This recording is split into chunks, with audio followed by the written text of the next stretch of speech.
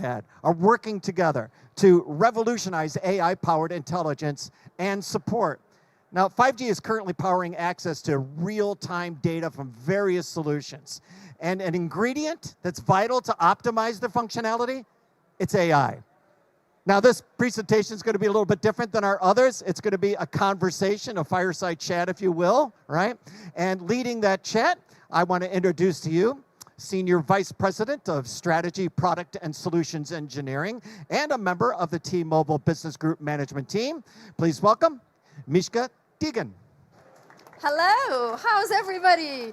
Welcome to the T-Mobile for Business, the T-Mobile Magenta stage. We're really glad to have you. I don't know about you all, but if you were in Barcelona in February, you know, I have a little secret. I feel like this is way better. It's more manageable. It's certainly better when you have high heels and you have to walk around, you know, all the space. But regardless, we're really glad to have you here. And what I'm really excited about is in this next half hour, you're gonna get to meet and spend some time and learn about, you know, one of the most, you know, innovative entrepreneurs that we have in the technology space. I have known Craig Walker, the CEO of Dialpad, for a few years now. But instead of me doing the intro, why don't we just, you know, fire up a video that's going to tell you more about Dialpad. Right now, with nationwide 5G from T-Mobile for Business. Unlock new insights and efficiency with leading ultra-capacity Dialpad AI works for you. It won't make your coffee, but it will help crush your sales goals. It won't clean the fridge, but it will tell you who's happy on customer service calls. It's not that AI. It simply does the busy work for you. Dialpad AI for customer service, sales, and team collaboration, all in one app. Dialpad, work beautifully. Well, please help me welcoming to stage Craig Walker, the founder and CEO of Dialpad. Thanks. Nice to see you all. Thanks, Mishka. Thanks for being here, Craig. For sure. I love seeing a Super Bowl ad up there. I know, it's absolutely great. And, you know, I love the fact that we get, you know, this dedicated time to share with everyone what we're doing, what's our strategic partnership all about. And, you know, I have to start by saying that not only between T-Mobile for Business and Dialpad we have a strategic partnership, but I am also a very happy user of Dialpad, you know, for the past few years. And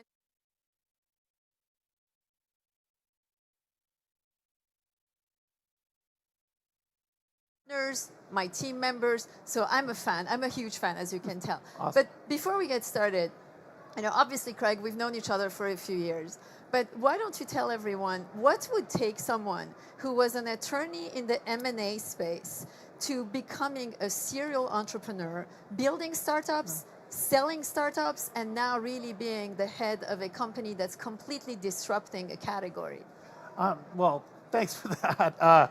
Yeah, so I was an attorney in Silicon Valley in the mid-90s, and the internet was coming of age, and I had moved to a venture fund, and this fund was focused on the 1996 Telecom Deregulation Act as the internet was coming together. So it was like this perfect opportunity to see what you could do with voice that, you know, that a legacy, you know, monopoly couldn't do.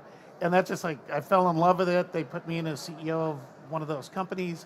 It was supposed to be like a 3-month job while we looked for a new CEO. It turned out to be a 5-year job. We got acquired by Yahoo. And from that point on, it was effectively, okay, this is what I want to do for the rest of my life. So yeah, did that, created another company called Grand Central. Google bought it, became Google Voice. And then we realized business is where communications is generations behind. Consumers have figured it out. They're on T-Mobile's great 5G network. They have one phone, but it's ridiculous when you walk into a space or, you know, go talk to like the Wall Street Journal, and then the tech reporter has like a desk phone from the 90s sitting on their desk. It's like, has so much room for innovation. And so just got super excited about it and realized business was the more interesting part. And obviously our partnership helps with that. So obviously I know about the portfolio. I know exactly what Dialpad does, but you know, in the industry, up even, until recently, we used to call the category unified communications, which has become, by all measures, a completely obsolete term by now. Yeah. It's about video calling, it's about collaboration, it's about really leveraging the best communication and productivity tools to enable, workforces, call centers, etc. Why don't you tell us how you've, managed to the evolution from that category to what you now refer to as the customer intelligence category? Yeah, well, yeah, so our view was, and that we left Google in 2010 to go build this company, was everything was going to be more mobile. Everything should be completely natively cloud-based. We wanted to own every piece of the stack, so we weren't dependent on anyone else, kind of like the Apple of business communications. We wanted to own the whole vertical thing. And then, so that was... And the answer to that was, it's awesome, Joe.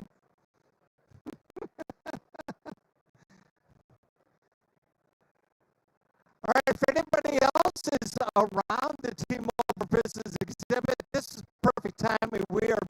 Help them do better support, help them sell better, help them recruit better, help them reduce churn, help them increase sales. That's kind of like the nirvana. And so we started that in 2018, and it just kind of evolved. And yeah, now it is this customer intelligence platform that's powered by AI. Well, I can tell you that for us at T-Mobile for Business, a few years ago when we were at the very beginning of building our portfolio across all lanes of what we need to deliver to enterprises, smaller size organizations, government organizations, we had a few we were at a few choice points, and we really looked around and we couldn't find anything better than Dialpad because of the vision that you had, where it seems that, right now AI and Gen AI has certainly become headline news. You wake up every day and you hear something new. This is something that you were already thinking about a few years ago, and you talked about the fact that you've been, really looking at it for 6 to 7 years. So you really have a clear advantage and a head start in terms of what's happening in the AI space. So I have really two questions on that, because one of the things that I absolutely love about what Dialpad has been sharing with us is your 12-month AI roadmap. Yeah. So why don't you tell us about, what's the Dialpad AI portfolio? What are the various features? And when, obviously 2023 is a milestone year for you. So how did this 12 months of AI come about? Yeah, so since we've been doing it for so long, we had over 5 billion minutes of training data to really perfect our AI models of sentiment scoring, action items, what happened in a conversation, things like that.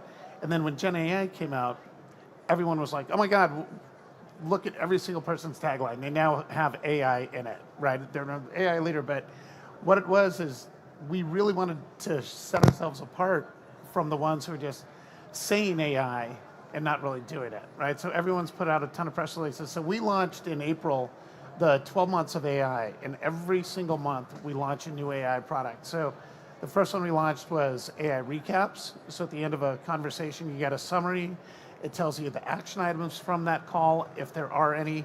It'll give you the purpose. It'll give you the the outcome. Was for a support call, was it resolved? Was it not? Things like that.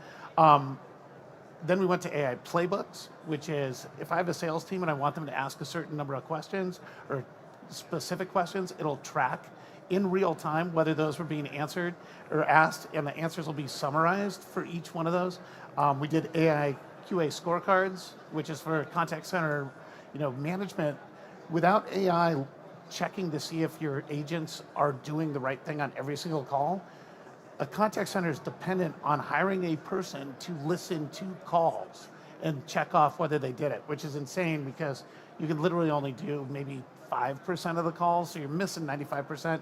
So that was another one. AI Coaching Hub, which is where if you're running a team, you get to see your leaderboard and are my teams doing it and who needs coaching and who doesn't. And then most recently we launched in August, last month, our Dialpad GPT, which is our own generative AI, large language model, built specifically for business conversations. And that solves all the problems of having to go use a third party like a ChatGPT. So that's been it so far. We're still in September. We're about to launch AI-powered PII redaction. So personally identifiable information just gets redacted from any of the outputs so that it's much more safe and there's no personal data out there. And then the month after that, or next month, we're going to do, I guess I'll wait till next month, yeah. But it's going for 12 months, yeah. This is great. So I'll come back to the whole privacy debate. Yeah.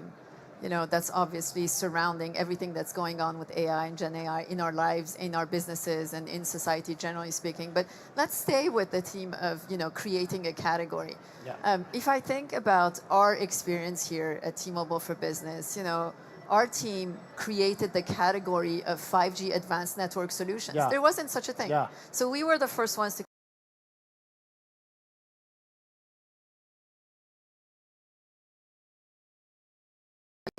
has. But how do we put that to the benefits of our customers? Right. How are enterprises and government organizations, how can they leverage all the investments that we at T-Mobile have made into our 5G network to actually get them outcomes and solutions to the business problems that they're trying to solve?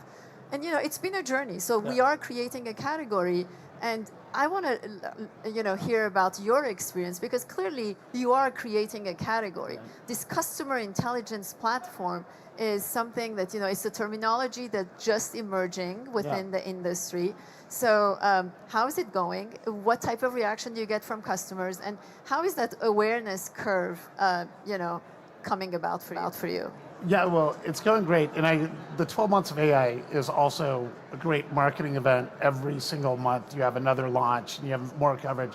That's been fantastic, and I think but it all kind of like requires all the foundational pieces.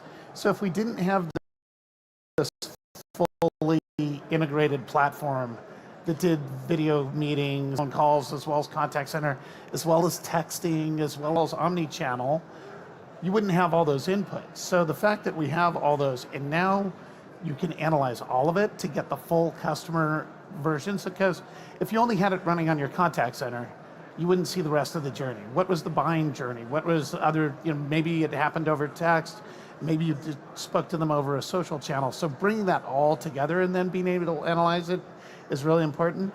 And then as far as the awareness, like we had a Super Bowl ad, we're gonna do another one this year, spending a lot of money in marketing, because it really is important to get the word out of these things are actually real. This isn't just hype, this isn't smoke and mirrors, it's not just press releases. These are going to become generally available to every customer very, very soon. Oh, I can tell you that one of my personal features is the AI recap. As recently as just a couple of weeks ago, I was on a call with one of my colleagues, and I wasn't even paying attention to the fact that I had AI recap running automatically, because you don't have to do anything. It's right there. It's built into the app. And so we finished our conversation, and I get that summary. And I'm like, this is great. I wish I had that in every aspect of my life. I wouldn't have to take, not even written notes or mental notes or digital notes, because I have an AI assistant that's really doing all the hard work. Obviously, we have a number of customers that have been adopting this T-Mobile powered by Dialpad solutions, and the combined benefit, what we bring with our 5G network, with your platform solutions to our customers. Maybe you want to share a couple of the use cases of where we see a lot of traction. Yeah, so we like to do everything and have it be capable real time. So not just at the end of a conversation get some analysis, but in real time have, suggest an answer, or tell you the next question to ask, or check the sentiment, or tell you to take a breath and let the other person talk, or ask open-ended questions, or show empathy. All these things need to happen in real time. The only way that happens, particularly on a mobile device, is if you have a really killer connection to the network, because we're all server side on all this stuff. So that's where our partnership is great. But we've seen incredible traction primarily in the contact center space, because you truly can improve the performance of a contact center. AI-powered customer satisfaction, we launched that last year, so it's not one of the 12 months, but literally to have 100% of your interactions with a customer support agent be scored for CSAT without having to ask people to stay on and answer a survey or follow up on a text, because the only people who do that are either super happy or super unhappy, right? Like you miss the middle 90%. So you get these weird, these false numbers of what you think your satisfaction is because you're only looking at 10% of it. So be able to do that over 100%. We've seen a lot of great, mutual partners on that. And then our more recent than support is our sales. How do I get my sales team all doing the right thing? How do I train them to follow this process? If we're going to qualify an opportunity and we want to know what's the budget, do you have the authority, what's the need, what's the timing, and you just have that on the screen and checking off when those are asked, and then give a report card to the manager of did my team do it? That's super powerful. So sell more, churn less, happier customers, longer retention, just better business. We get that feedback from our customers all the time. Like, obviously you have to go in and, as long as you can simplify existing processes that's making their life incredibly complex, they need to have very large IT teams that need to manage whatever it is that, that requires managing within their entire ecosystem. Dialpad has been able to crack the code and really, bring to market solutions that do make a difference in the way customers are running their business. Because, they can just check the box and say, hey, this is one part of my business that I don't have to worry about. So if I want to bring on a new, sales team and I want to train them, hey, I don't have to go through the traditional methods of training. I can reduce that, which means that they can reduce complexity, they can reduce cost, and they can rely on Dialpad. So when it comes to the entire portfolio of Dialpad GPT and all of the way you are training your AI engine, if a customer asks you, so Craig, how do I know that this is going to work for my business? Yeah. How do I know that this is going to work for my industry? Yeah. What's your answer? Yeah, so my answer is our entire knowledge base is built on this 5 billion minutes of training data, which is 10,000 years of training data. And it's training data that's not like a large language model that tries to learn the entire internet. This is entirely long-form business conversations. Sales calls, support calls, business calls. So it's highly accurate.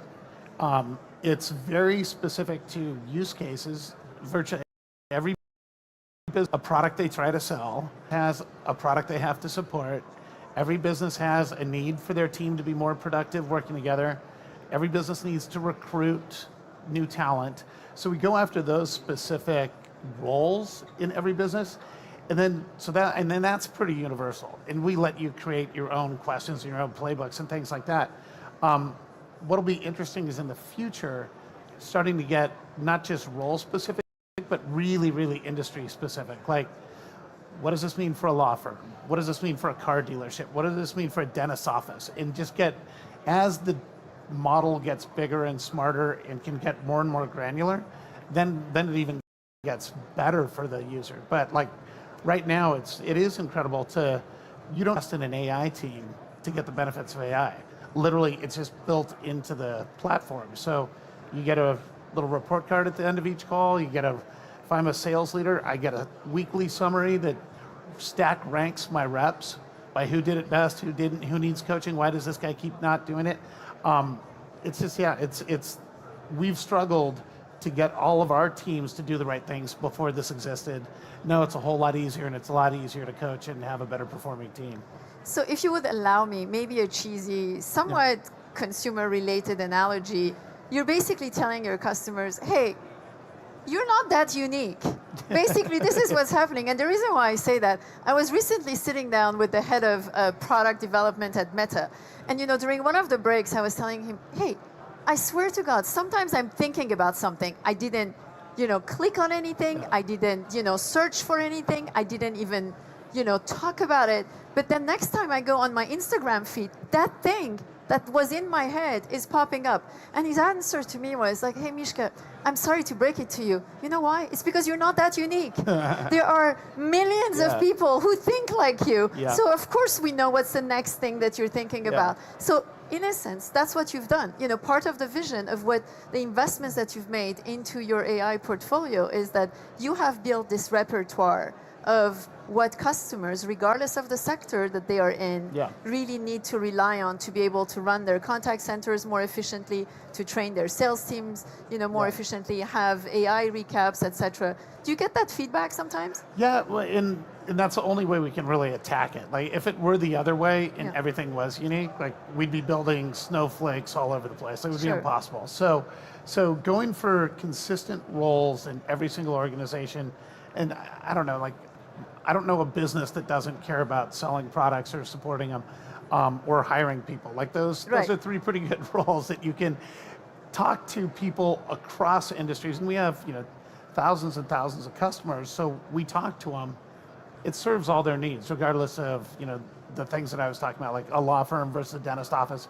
It is pretty similar, and it is, everyone has the goal to make their customers happier, to be able to sell more products, and to keep them longer. I mean, that's pretty universal. I want to come back to the topic around privacy, ethics, because obviously there's a lot of debate surrounding that entire category because, Gen AI is really new. Everybody's still toying with it, and, there is no clear, standards or regulations in terms of how it's going to be managed moving forward. Obviously you've had experience for at least 6 or 7 years. How do you think about, first of all, the space that we're in today, this space of uncertainty with legislation really not being clear as to how it's going to come about? And how do you make sure that, by your own standards, you are respecting and managing what you believe should be the standards of ethics and data privacy and customer, information protection? Yeah, so we look at it as, if you were going to go rely on a third-party, massive, large language model, and I'll just keep saying Chat GPT because most people know what it is. You have a lot of issues. Number one, it's expensive. Someone else is doing all the analysis and charging you on a per minute or per second or per amount of data thing. Number two, it's not real time. You send it off to a third party. Hopefully they give you an answer quickly, but sometimes they don't. Sometimes you don't even get an answer. Sometimes it takes 20 seconds. It's not really all that smart for your industry because it's trained on the internet, right? It's trained on the internet. So its ability to hallucinate, and it literally, we had a board meeting last week, and I, as an example, I'm like, ask ChatGPT, who are the leaders of Dialpad and what do they do? It got one guy right. It got me right, but everyone else that I've never even heard of these people. It said they were my CTO and my CFO. So it's just wrong.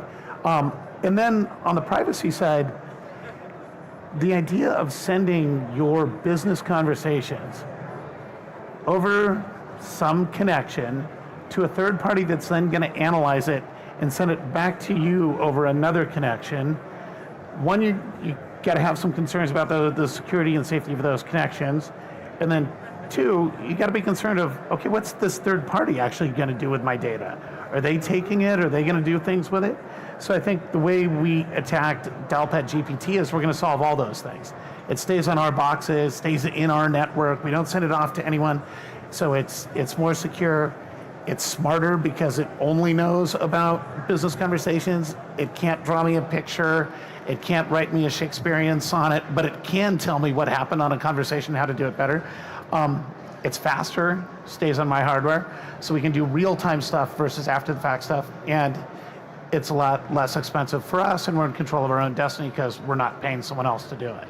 So that was like such an unlock that, having had 17 PhDs and 55 AI software engineers on the team for the last 6 years, tie them into the whole generative movement, it's kind of an unbeatable situation.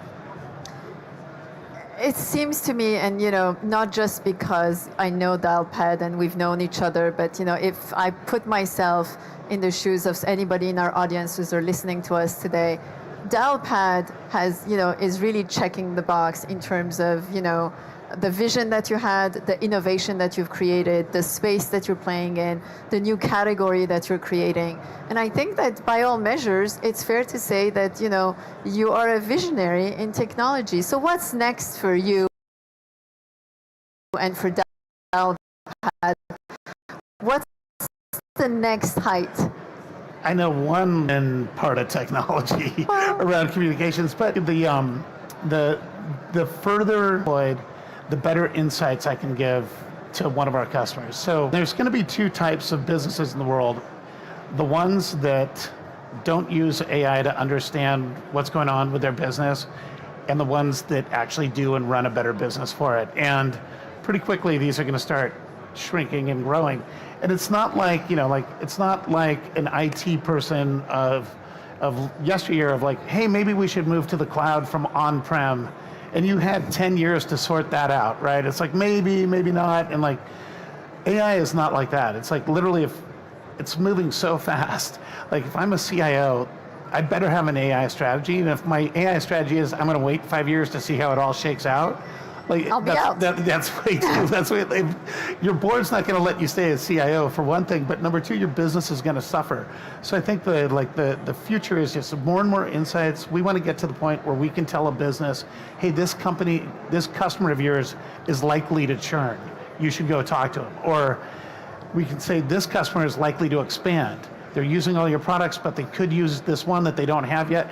Go sell them that. We want to start getting really specific on helping businesses run their businesses better. Maybe just a couple of quick questions, because I know that Joe is like giving me the signal here. In August at T-Mobile, we announced the first beta developer for network slicing available for video calling, and obviously not only because you're a strategic partner, but like a few others in that space.